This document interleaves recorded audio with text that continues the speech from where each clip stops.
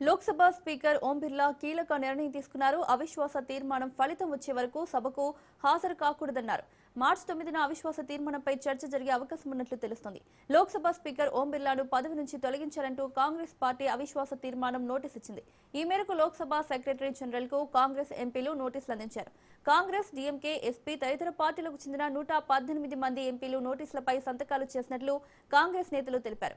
రాజ్యాంగంలోని article 94C ప్రకారం speaker పై అవిశ్వాస తీర్మానం పెట్టే హక్కు ఉందని చెప్పారు. సభలో ప్రతిపక్ష సభ్యులకు మాట్లాడే అవకాశం ఇవ్వడం లేదని, ప్రజా సమస్యలు లేవనెత్తే హక్కును పదే పదే నిరాకరిస్తున్నారని కాంగ్రెస్ ఆరోపిస్తోంది.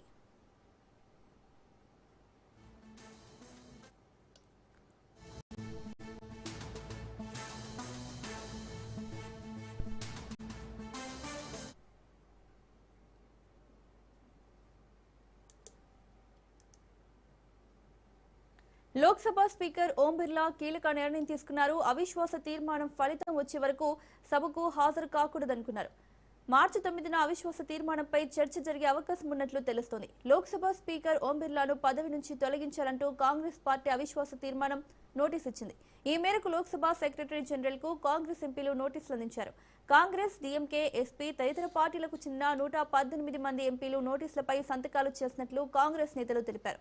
రాజ్యాంగంలోని ఆర్టికల్ 94C ప్రకారం స్పీకర్ పై అవిశ్వాస తీర్మానం పెట్టే హక్కు ఉందని చెప్పారు.